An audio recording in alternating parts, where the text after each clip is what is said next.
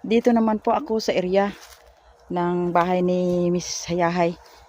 Gahanap sana ako ng magandang umaga dyan sa inyo. Hanap sana ako ng talbos ng kamuti.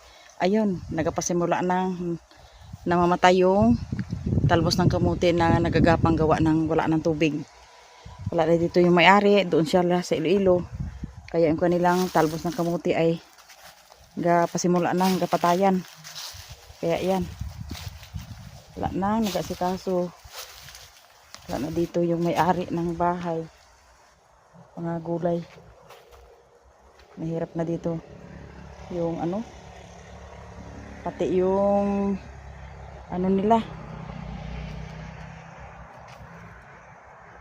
Yung kamyas, hindi na nagabulaklak. Tapos ng kangkong. Yan, ihalo ko sa isda na binigay ni Sister Mary sa amin dito.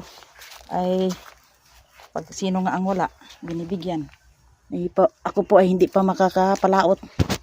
Gawa ng medyo malakas pero sa ilang araw. Ay nako. Talaga naman.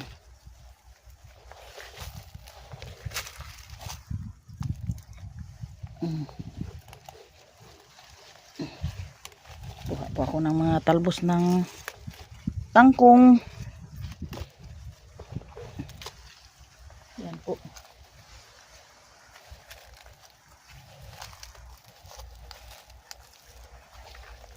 Ang init. Mainit na dito sa amin. Yan.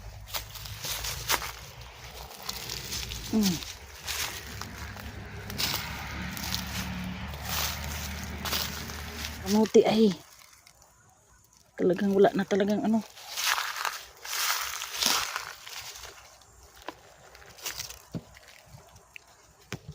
dahon ng kamuti na lang. Wala na talbos. Kasi yan talbos wala ng kon. Ay nako.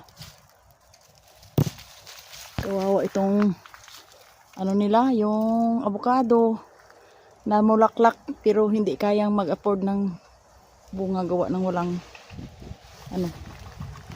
tubig. Yan po. Sayang ang mga tanim ni Miss Hayahay dito.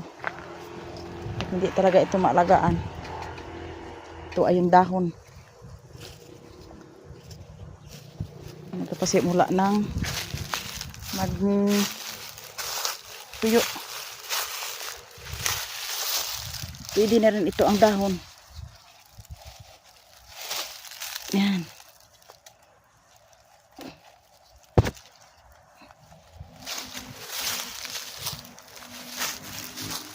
Dati dito ay yung yung maraming gabi pero ngayon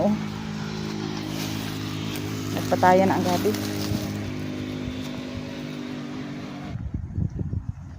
Kailangan mamaya po ay hanapan ko ng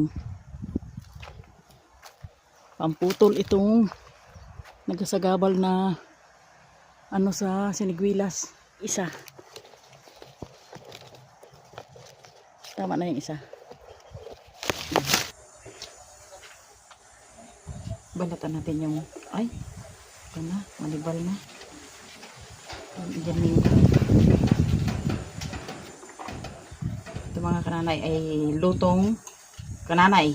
Sari-saring pang-asim. Laman ito mamaya ko anong lasa. Ihalo ko po na pang-asim ay Indian minggo at kamatis. Yan. Para hindi malaman ko anong lasa ng aking sinibawang isda.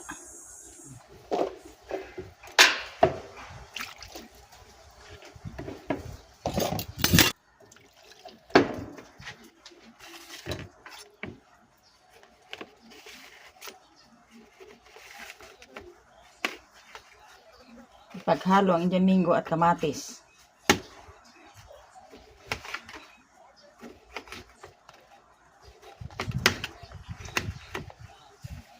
Yan. Galaga na tayong tubig. Tingnan ni kainit. May tubig dyan na malamig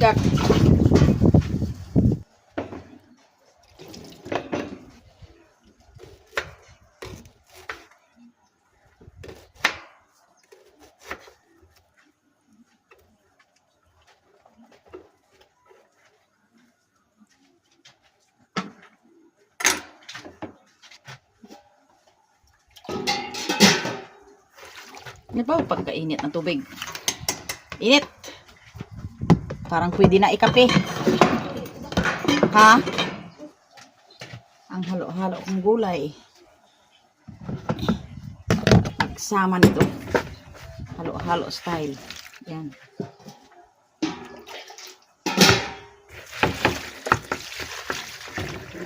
Malaman ito mamaya kung anong lasa ng isda.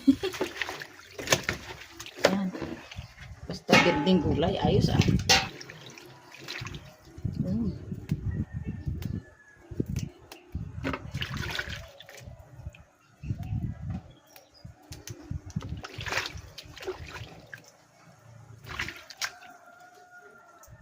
Ano ne? Ha? Gatas? Okay. Ha? Yung sukli. Ano daw? Fritos. Antos. Ay, talaga naman. Tapos, gatas sa parailan. Okay. Ano ko talaga rin ni ah? Matabil, bright. Maasahan ka na talaga ni. Yung aking jarga. Cupcake.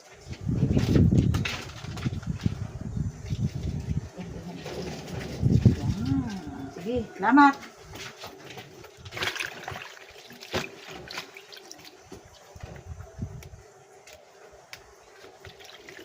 Mga kananay yung pamangkin ni parang apo na yata yun. Ni Milin ay matabil talaga. Bata talaga, kahit bata pa. Matalino ang bata na yan.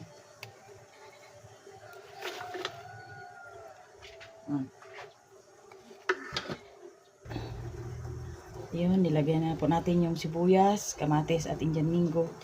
At ayun po, ihalo natin yung isda. Ito isda po ay yung sapsap. Sapsap at kalapato. Yan. Yan po. Yan. Takpan natin.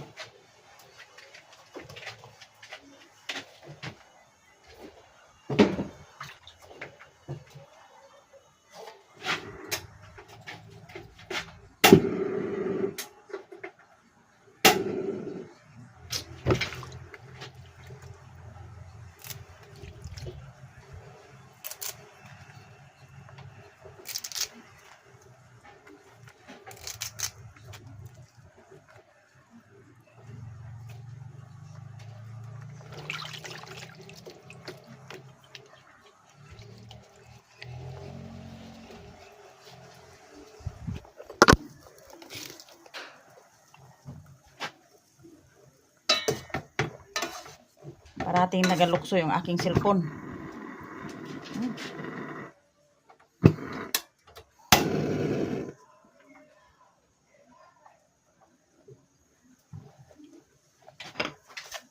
Lagyan natin ng asin.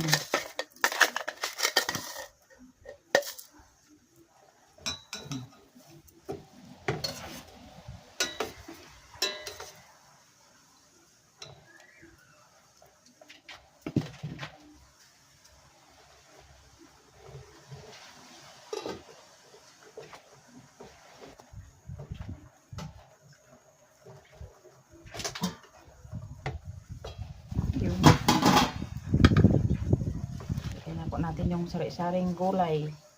Basta berdeng gulay. Ayos yan.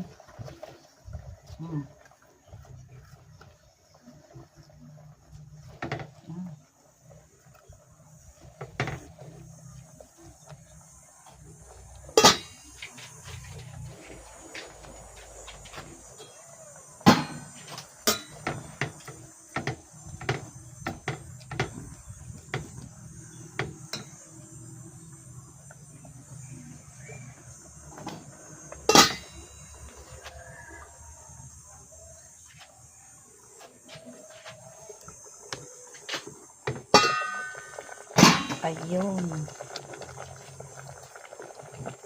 Lumamas na ang Yan. Luto naman. na. Luto na ang aking gulay. Pangit man to po ito ma-overcook. Yan.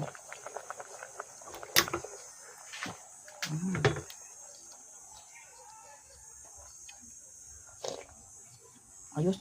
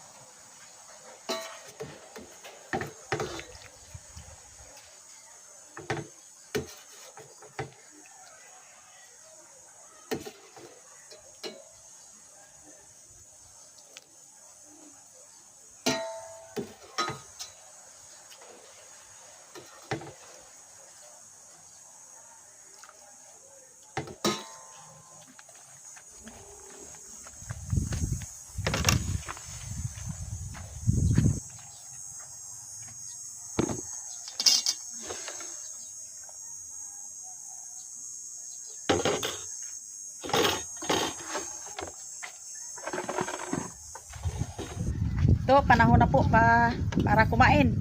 Tanghalian. Yan.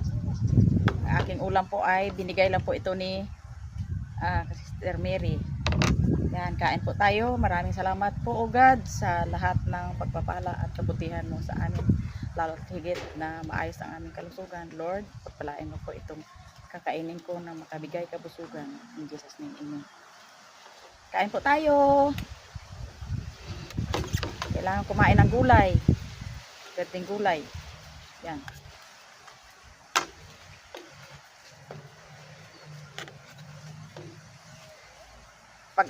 Pag sariwa po ay masarap itong sapsap.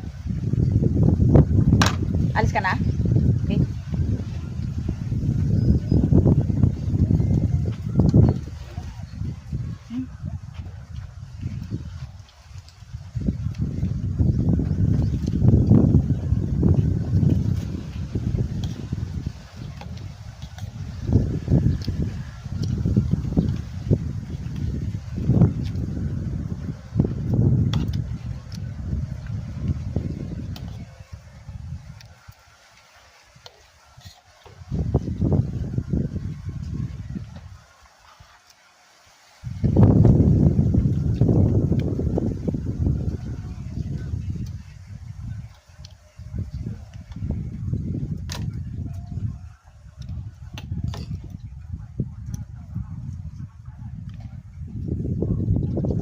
Huwag kasaysayan ang ano dyan, oh. Ang tanom ni Maiser, tuyong-tuyo na.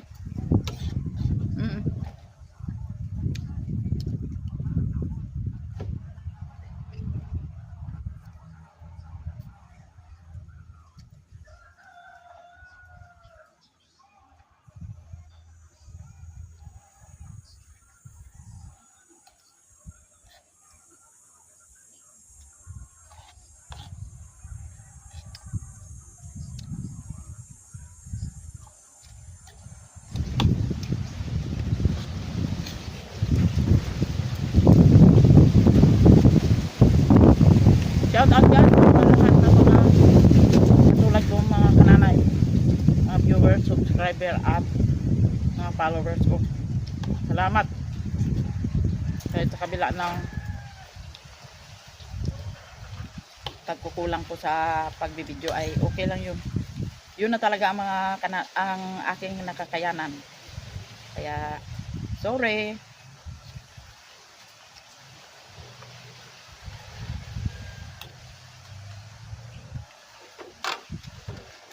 Kaya hanggang dito na lang po ang aking pagkain na masarap dahil sariwa at may gulay na mga berdeng gulay.